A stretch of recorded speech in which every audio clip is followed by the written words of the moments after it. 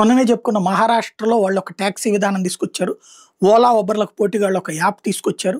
ఏ transportation అయినా సరే మహారాష్ట్ర ప్రభుత్వానికి సంబంధించినటువంటి యాప్‌లో బుక్ చేసేసుకొని వెళ్ళిపోవచ్చు. ఈవెన్ హోటల్స్ ఇవన్నీ కూడా పెడుతున్నారు. ఇప్పుడు మనకి ఐఆర్‌సీటీసీల దగ్గర నుంచి ఏది మన ఆహ్, ట్రావెల్స్‌కి సంబంధించినటువంటి అన్ని సంస్థలు కూడా హోటళ్ళకి మనకి బుక్ చేస్తున్నాయి. అందులో ఇవి బుక్ చేస్తున్నాయి. ఇప్పుడు అట్లాగా మహారాష్ట్ర తీసుకొచ్చింది. అయితే దేశవ్యాప్తంగా ఓలాలు, ఉబర్‌లు బాగా డబ్బులెట్టా సంపాదిస్తున్నాయి. ఒక డ్రైవర్ తన దగ్గర వెహికల్ ఉందంటే దాంట్లో నేనున్నానని బుక్ చేసుకుంటే వాడు మనకి రైడ్స్ ఇస్తాడు. రోజుకి 3, 4, 5, 6, 10 అన్నటువంటిది. అది మన సొంత కారా లేకపోతే ఓలా వాడే ఇచ్చిన కారా దీన్ని బట్టి కూడా బుకింగ్స్ ఉంటుంటాయి.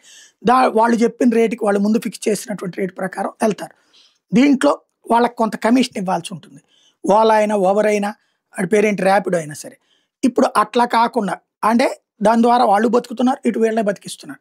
ఇప్పుడు అంతా సెటిల్ అయ్యాక ఇప్పుడు భారత్ యాప్ తీసుకొచ్చేసేసి ప్రభుత్వం తరపున, కేంద్ర ప్రభుత్వం తరపున దేశంలో ఎక్కడైనా సరే ట్రాన్స్‌పోర్టేషన్‌కి సంబంధించి దాంట్లో రిజిస్టర్ చేసుకునేటువంటి డ్రైవర్లకి ఎలాంటి కమిషను కట్టక్కర్లేనటువంటి ఒక వసతిని తీసుకొచ్చిందనమాట.